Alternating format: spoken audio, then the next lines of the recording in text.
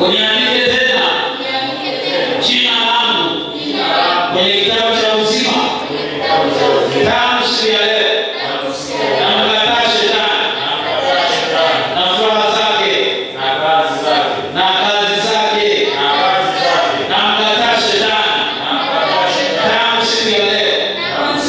Ninaokoka kwa jina la Baba na Mwana na Roho Mtakatifu. Amen. Asante. Wote mikono niwaombee sasa. Just go. Baba katika jina la Yesu.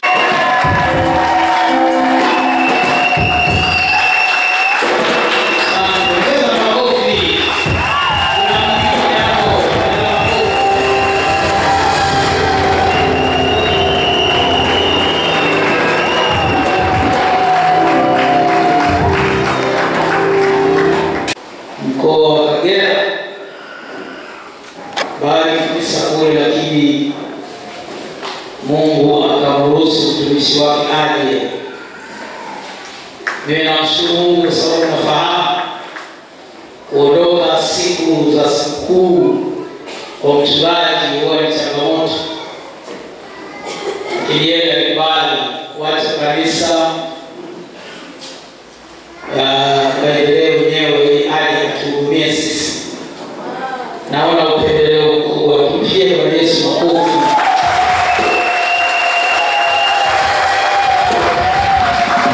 Wengine mzee wa kanisa amesaongea. Mimi sina neno wala tu. Kabla sijaleta mhubiri wetu, niombe yule ambaye amekuja kuokoka apite mbele hapa. Okay, Yesu kwanza.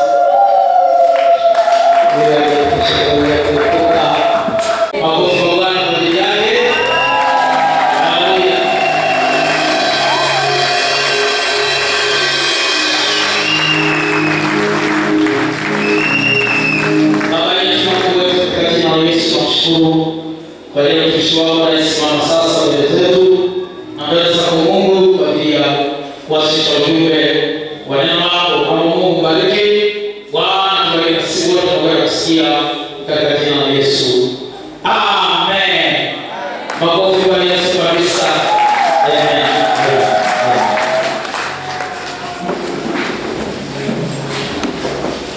Bwana Yesu asifiwe. Amen. Na wasalimu kwa jina la Yesu. Amen. Aliyefufuka. Amen. Yu hai. Pigie Yesu makofi.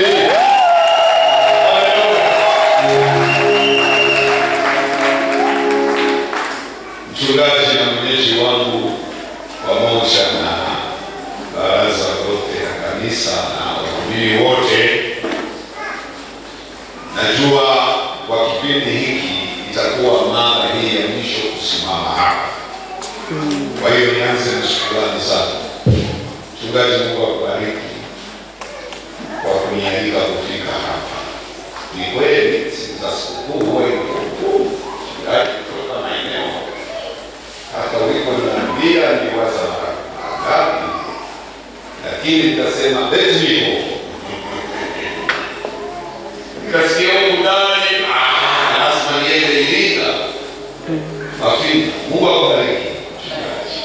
Baraza la kanisa, Mungu akubariki. Wazee wa kanisa na kanisa lote, Mungu awabariki sana. Amen. Mimi mtu wa Kagera, kwa wale ambao kuwepo wiki hii, natokea Kagera. Ni mchungaji, niko kanisa la Ichunga. Tangu siku ya Jumatano nimekuwepo hapa. Kwa wale mliokuwepo tumeshirikiana maneno ya Mungu, neno la Mungu. Tumeshirikiana kile Mungu alichonipa ili tushare pamoja. Mchungaji, karibu nyumbani.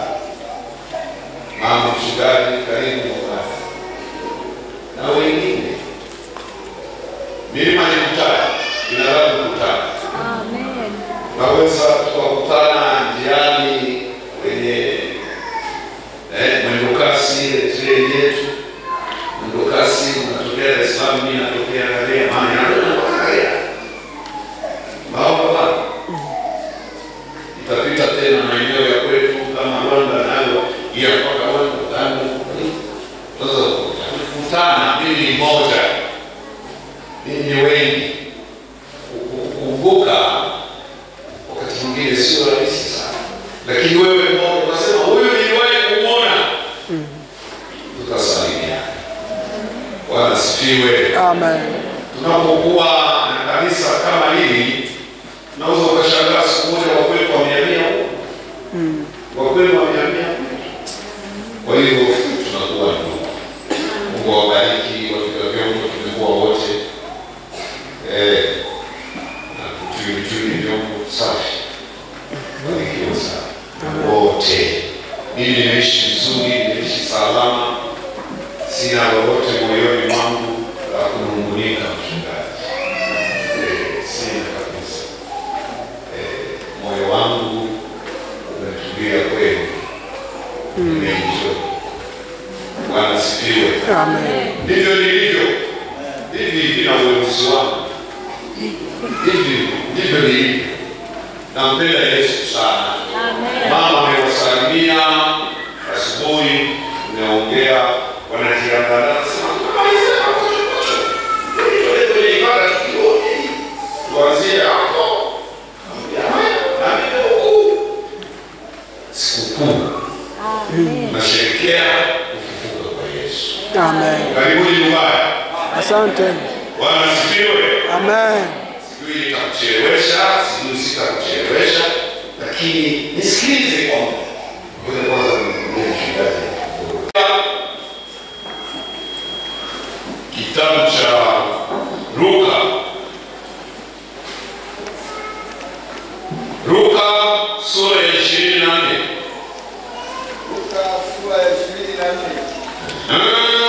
Ukifika hapo Luka sura ya 24, kila mmoja kama umefika, tunaanza mstari wa kwanza mpaka wa 12. Msomaji wangu soma hapa. Yes. Luka 24 mstari wa kwanza mpaka wa 12. Kanisa nasoma katika jina la Bwana. 28:1-10.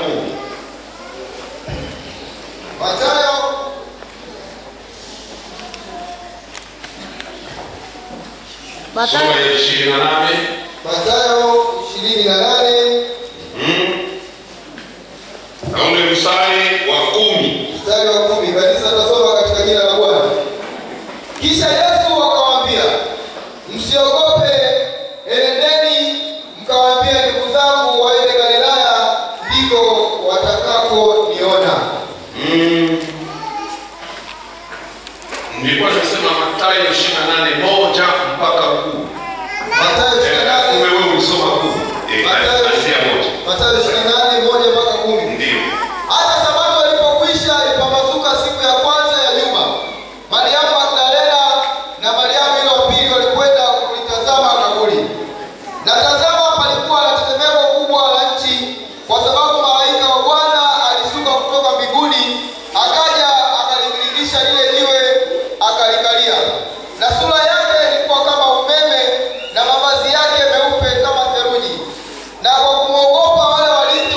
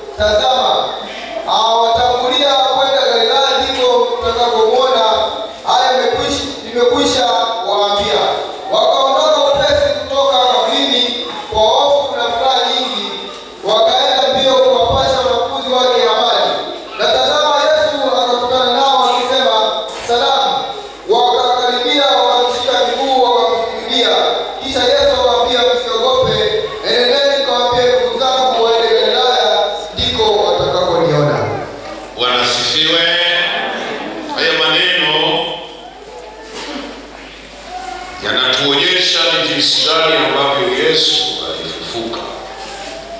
Hapo hakuna swali.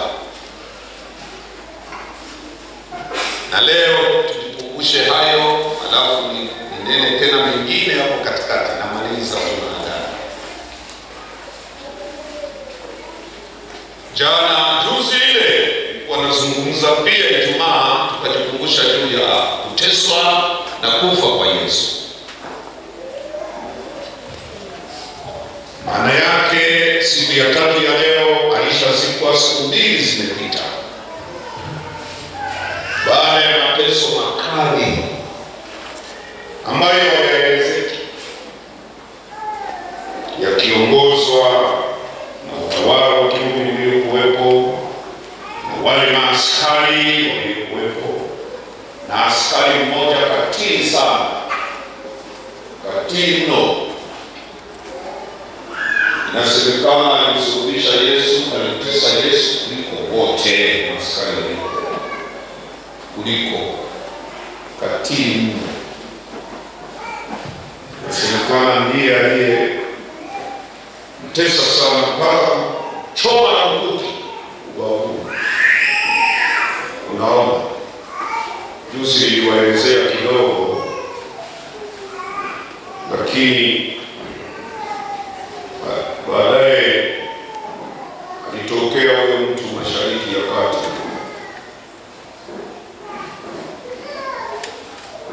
akasema yeye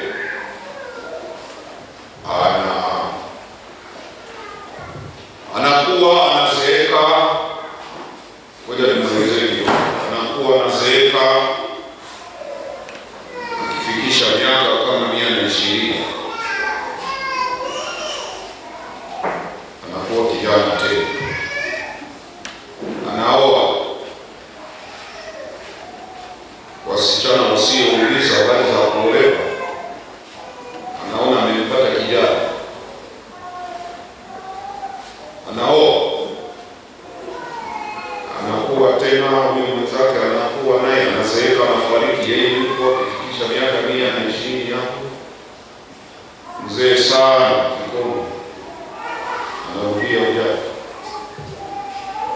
anaoa tena. Ameoa ukihesabu karibu mara 20, anasema mwenyewe, anasema anaona zaidi ya miaka 2000. Alijiona kwa nini afi, akatafuta madawa yale makali, akanywa ili afi. Akinywa tu yanatokea, anayarisha yote. Akafikiri afanye nini? Sawa, vile vichupa changanya chupa zile vitani vitataka uchungu kwa yote hii afe. Sawa, vichupa vyote hivyo sawa kunywa, anapitishia huko. Akaona sasa hii taa.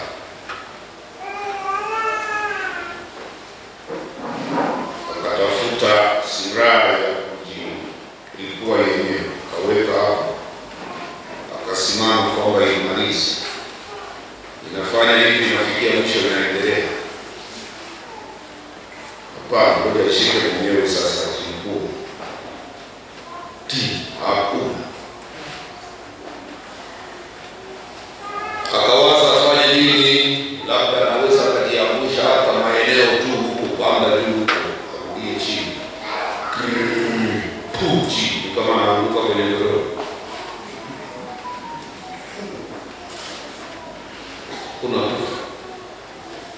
Akawaza sasa afanye nini. Akafanya mtumbwi, kaelekea Mediterranean, bahari ya kati. Katikati kilingine, anasema kama hivyo vyote vimeshindwa kulimaliza, hiki kilindi hiki kitaliweza.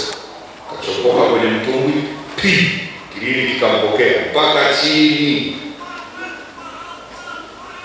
Maji yakakataa kuingia puani na mdomoni. Kakaa hivi, anashangaa na Mungu. Kilindi baadaye kikamtoa juu. Kaingia tena kwenye mtumbwi. Basi kainua mikono, akarudi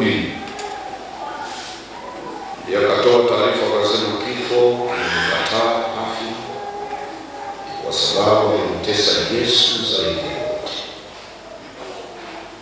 Sasa anakwenda Romani, kisha akarudi Yerusalemu kumsubiri Masihi ili ahukumiwe sawasawa kwa nini alimtesa Yesu. Kwa hiyo inasemekana yupo hapa.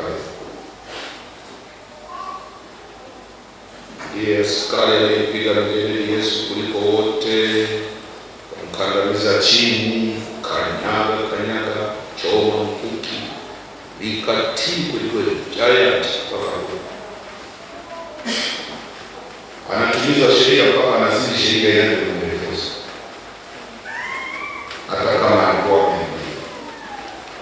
Kwa hiyo inawezekana lile neno lililoandikwa kwenye Biblia kwamba hata waliomchoma kwa mkuki watamuona siku moja wasema inawezekana hilo andiko litatimia kwa Yesu akafa. Siku 3 wakafufuka kwa Yesu Kristo. Yote imebatiwa kufika kwenye makaburi mbalimbali ya kaburi la Daudi, nani mbalimbali.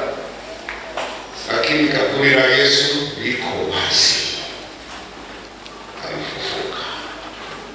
Ayubu kaburi alifufuka. Imani yangu ya kale niliyokuwa nayo kwamba Bikira Maria alikuwa mbinguni, no.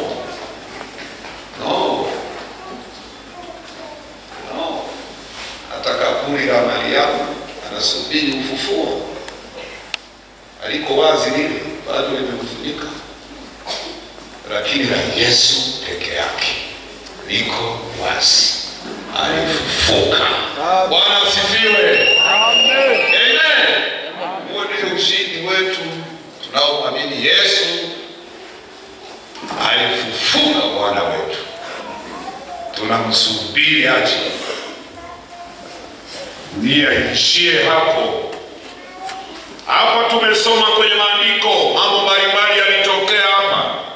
Kufufuka kwa Yesu, walimwona malaika akashuka, wengine wanamuona kama kijana amevaa vazi jeupe, kumbe ni malaika ameshuka. Akawaambia amefufuka, yupo hapa kaburini. Maana wajamkuta kaburini, amefufuka. Ayubu kaburini. Alipofufuka utaandika chini, lakini ile Mathayo 28 tena mstari wa 11 mpaka wa 15 ulitokea uzushi Yerusalemu. Mathayo 28 11 mpaka 15 pale ulitokea uzushi Yerusalemu. Maaskari walipotoa taarifa Yesu amefufuka, wakasema sasa hii ikijulikana itakuwa hatari. Tuwape fedha mwende mnazusha kwamba wanafunzi wake walikuja usiku wakamuiba. Wakati Yesu amefufuka pale Yerusalemu uzushi ulienea. Tena Biblia inasema mpaka leo, ukisoma yale maandiko inasema mpaka leo uzushi. Mpaka leo kuna watu wanasema Yesu hakufa, alikufa mwingine. Ovyo tu, hawajui chochote. Na wale maskari wakatembea, wanasema wanafunzi sisi tulilala, tuliposhikwa na usingizi wakaja kumuiba. Alafu sasa wanajishtaki, askari huwa analala, inabidi alale macho mpaka asubuhi. Wanasema walikuja wakamuiba. Uzushi ni mbaya. Amen. Yaani uzushi ni mbaya wapendwa. Unapoendelea kuishi kanisani, chunga sana mdomo wako. Usizue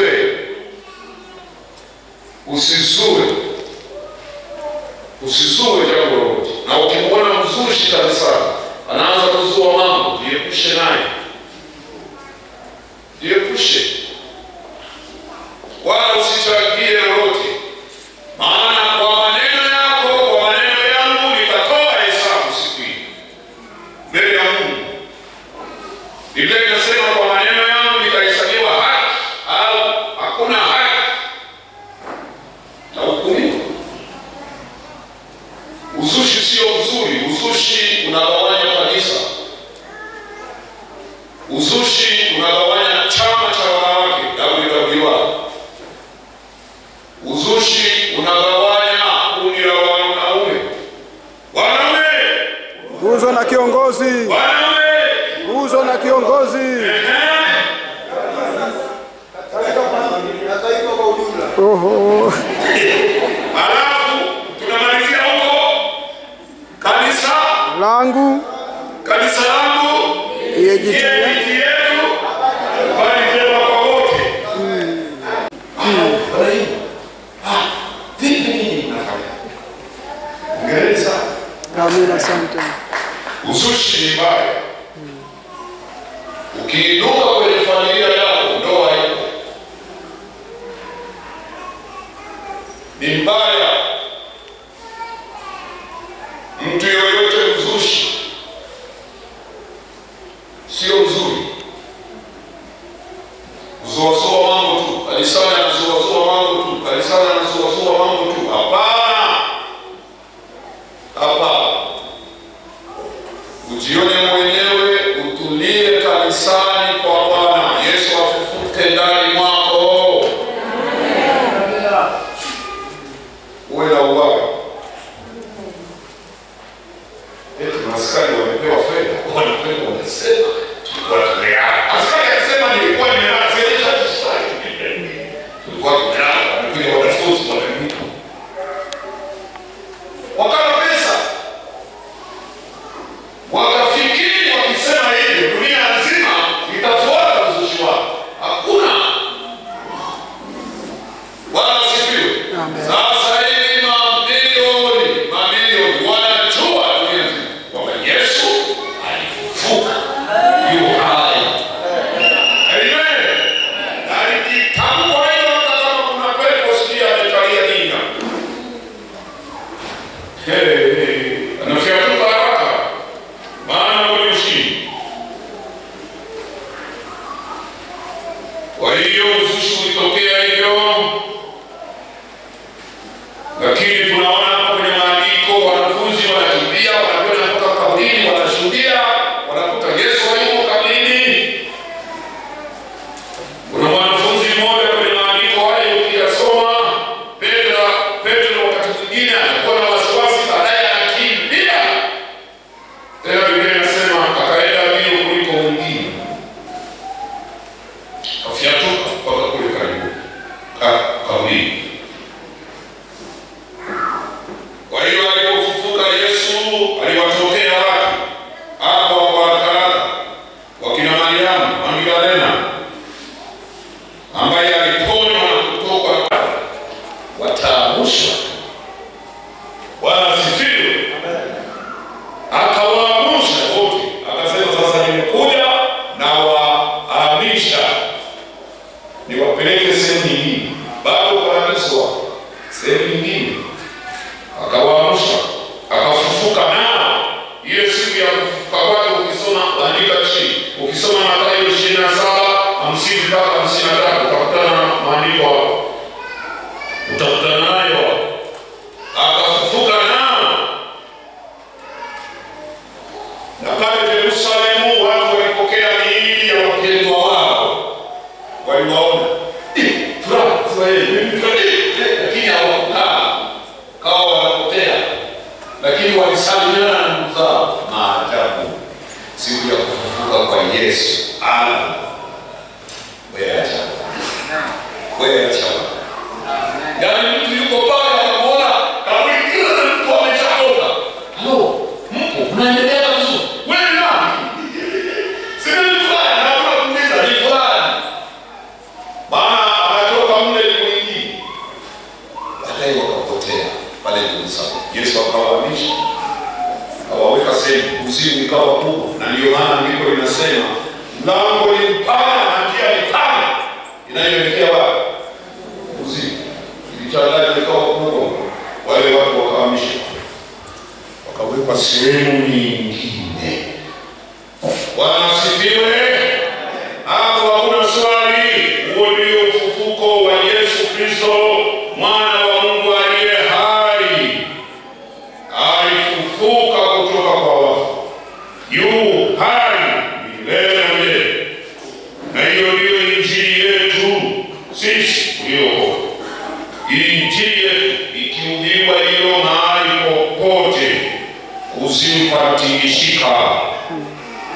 nisikilize na wapa.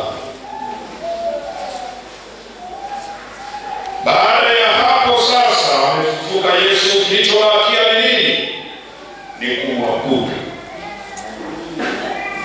Ndicho kimebaki, ni kumwabudu. Mwambie mwenzako, ni kumwabudu Yesu.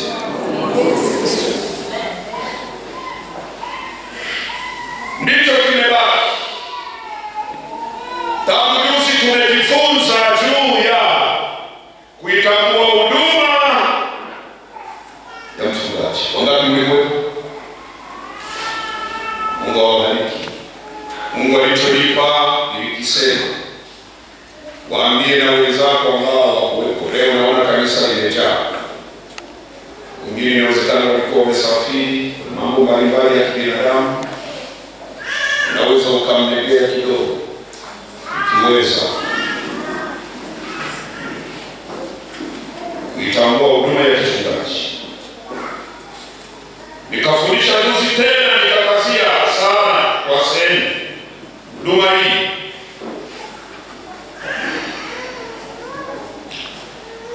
Na jana ile na juzi Mungu alivyotujalia. Sasa usikose ibada. Usikose ibada katika maisha yako. Mwabudu huyu Yesu aliyefufuka yu hai. Tunamsubiri aje. Usikose ibada katika maisha yako. Ningekwambia maneno haya, kuna neno moja, piga huwa garagaza. Huo msemo huwa unasemwa kwa mtu ambaye amegangania kitu. Anasema upige, ugaragaze, hata uungu ukate shingo, siachi. Ni pamoja na ibada. Na katika maisha yako usitangetange. Biblia inasema wakiwaambia Yesu yuko kule, msitoke. Msitoke. Wakisema yuko pale, msitoke. Kwenye dunia hii tunayoikaa sasa, watu hawatulii. Hawatulii. Lakini hapa mmetulii. Tupigeni makofi. Watu hawatulii. Unakuta mtu mwingine na wachungaji watatu, wanne. Kuna wa kwenye runinga, kuna wa kwenye simu, kuna wa barabarani. Nilipokuwa kule Uganda, kuna briefcase pasa. Yaani wachungaji wa samani.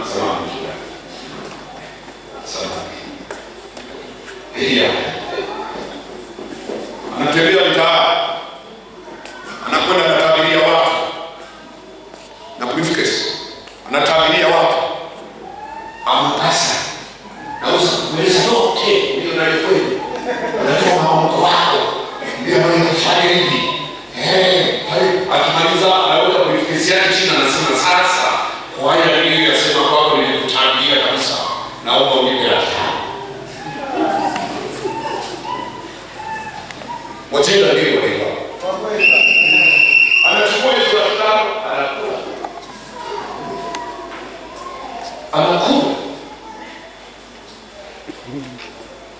Kwa hiyo unakuta mtu mwingine ana mapasa kama wanne, kuna wa kumtabia, kuna sijui wa kufanyaje. Kuna mwingine yuko sebuleni kwake, kila siku atakaa kwenye kiti. Sisi tunayo televisheni yetu inaitwa Simuka. Bwana asifiwe. Inaitwa nini? Simuka. Na umeinunua mwenyewe kwa shilingi ngapi? Yes, ndio unajua. Mwenyewe umeinunua kwa shilingi ngapi? Sasa kuna mwingine anakaa sebuleni, anakuwa na mchungaji mwingine ambaye sio sahihi. Jiepushe. Lakini hudhurieni ibada. Uwe amani. Bwana asifiwe. Amen. Piga huo baraza. Piga huo baraza. Usiache mtu mwingine anakosa ibada unamwambia bwana kukulia ibada. Unajua matatizo ya Mungu Bwana. Bwana kakosa makini. Wewe matatizo yanakubana alafu nakosa makini ya kuja kanisa. Sio unajimaliza moja kwa moja. Wakati kanisani ndio kuna jibu. Hata kama umekutana na changamoto na mwanadamu, unasema ngoja nikimbie kanisani. Ukifika kanisani hapo unaambia ibada si kwa wewe, twende. Unatoka pale Mungu amesema sasa yote yanatosha. Na unarudi nyumbani unasema sasa nalitokee shingine. Unasikia umekuwa child. Yaani umekuwa mwenyewe kwamba nitakao kuwa na hivyo maana umekutana na wao. Usiache. Huo ndio uzima wangu, ndio uzima wako.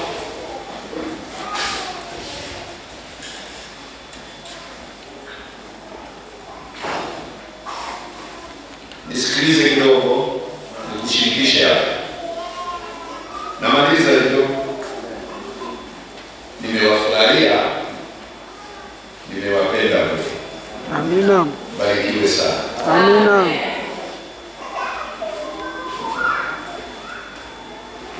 Utafiti uliofanyika wa chuo kikuu cha Vanderbilt, utafiti uliofanyika katika nchi ya Marekani kule New York, ulifanyika utafiti katika chuo kimoja kikuu, unaeleza kuwa kuna uwezekano wa watu wanaohudhuria kanisani kwa bidii kuwa na maisha marefu. Amen. Kwa bidii kuwa na maisha marefu hapa duniani. Kwa sababu walianza kuwaza duniani ni kama kuna watu waliogawanywa kwenye makundi mawili. Kuna kundi jingine linakufa sana, hawaishi hapa duniani. Sisi kwa lugha yetu kuna moja hapa. Kwa kiruka huko katika tunasema okumelera. Yaani taikumelera. Yaani haendelei. Walipofanya utafiti ndio wakaanza kugundua kumbe kundi jingine duniani wanaojitahidi wakijii kwenda kanisani wanakuwa na maisha marefu. Mmoja wapo wa watafiti yao akasema hivi, kupitia utafiti wao waligundua kuwa kuhudhuria ibada kanisani kuna faida moja kiafya. Kuna faida ya kwanza kiafya.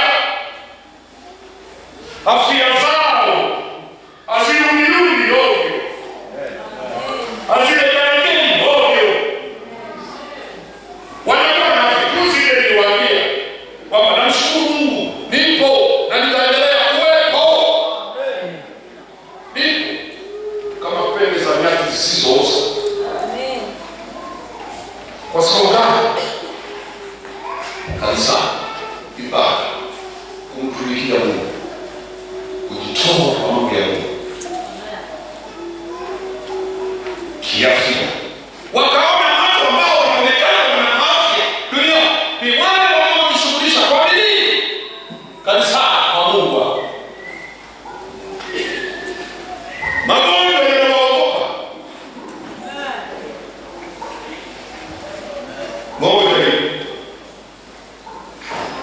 Sasa wao wakaongeza mambo yao ya utafiti, wakasema hasa kwa watu walio katika umri wa kati ya miaka 40 mpaka 65,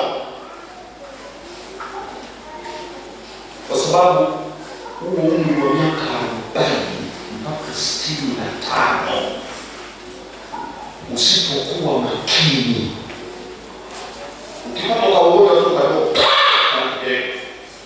Kwa sababu mwili wenyewe virutubisho vimeshaanza kupungua. Yaani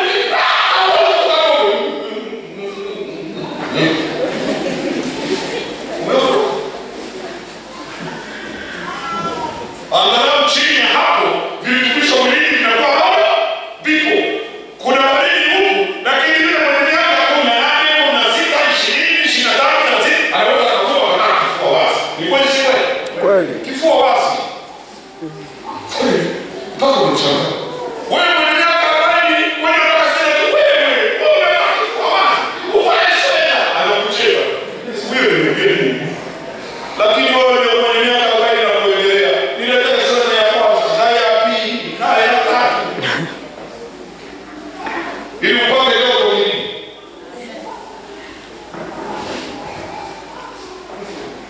Sasa kwenye utafiti wao ukaonyesha hiyo. Hasa wako walio na umri wakati wa miaka 40 mpaka 65. Kwa sababu wenye umri huo wanakufa. Sasa Bwana Yesu ndio usiseme. Anapiga bongo kreti nzima. Gonga imwachi yaka wale kufika 50 ya mbele. Utafiti huo unaonyesha kuna faida kiafya kuhudhuria ibada kanisani, hasa kwa hao wa umri huo. Sasa wasiohudhuria ibada, utafiti unasema wako hatarini kufa mapema kuliko wanaohudhuria ibada. Hapo sasa haijalishi umri. Haijalishi umri hapo sasa. Uwe na umri wa chini, wa kati, wa juu.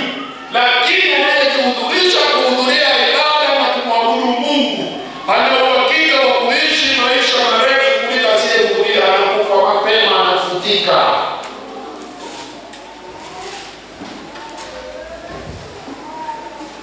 Sasa wanaohudhuria ibada kanisani hupunguza uwezekano wa kufa kwa 55%. Utafiti huu na ni wa kweli.